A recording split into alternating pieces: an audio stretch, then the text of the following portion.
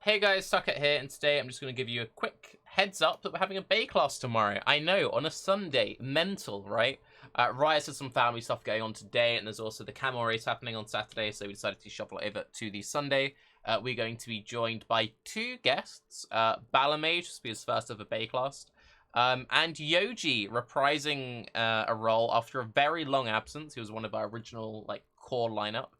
Noogie is going to be sitting out. He was very happy to do the episode, but since I want to bring a bunch of guests on, he hasn't been playing much. He was like, if you want, I can peace out for this episode and get more guests. I was like, fuck it, let's get more guests on. So, Balor, Yoji, Rise, Octavian, and myself tomorrow will be talking about some PoE stuff. Now, what are the topics we're going into? As always, what's everyone up to? What games have we been playing? A lot of people have been playing stuff on the side. In before memes, Rise only plays WoW now. I've been playing a lot of Borderlands on the side. I know Octavian's been playing some Borderlands as well. Just kind of what have we been up to sort of stuff. Current and future build plans. What have we got on the horizon? Both myself and Yoji are in SSF. So that always leads to quite interesting build stuff. And Octavian's doing stuff in hardcore. So that's always kind of cool. Mid-league slump. This is a really interesting topic to me because every league you have the mid-league slump. It happens to streamers, it happens to players. It's like, what do you do and how do you handle that feeling where you're like, I don't know what to do anymore? I think it's particularly apparent with streamers. And it's also something that I think over the last couple of leagues, I seem to be noticing the slump with people a bit earlier. So I want to talk about how we handle it. Do we think it's something which is happening more often? Is it slowing down? Does it even affect us? That sort of stuff.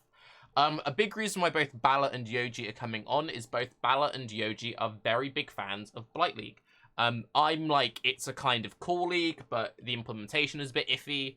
Octavian is like, he likes it in maps, but he doesn't like the blighted maps. And Rise is very much just kind of like, it's cool or it's shit, depending on what time it is when you ask him his, you know what Rise is like, his opinions flip-flop. Anyway.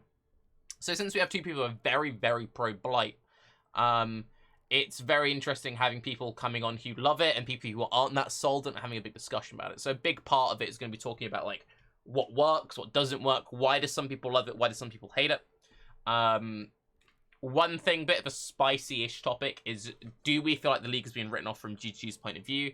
This was one big fear I had. I mentioned it in a video earlier, that with ExileCon coming up next month, having to have a playable 3.9, we haven't had any major updates to Blight in a while now. We've like the last two dev manifestos have just been like bug fixes. It seems like this is basically the league we're getting. Doesn't seem like anything else is being added. So, going from that, talking about some more general league designy stuff. Talk about the sustainability of 3-month league cycles.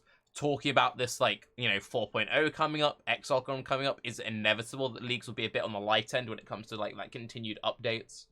And this is like a general question, which I think is interesting for everyone. You get a lot of people who only play PoE. The people who only play PoE and nothing else, they get hit by that mid-league slump thing I talked about earlier a lot harder. Whereas you get a lot of people who just constantly jump around. I've been doing, for the last 3 leagues, I've been doing like PoE as my main game and actively maintaining a side game.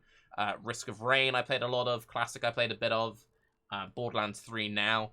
And I just find it interesting, like, how realistic is it for players to only play one game?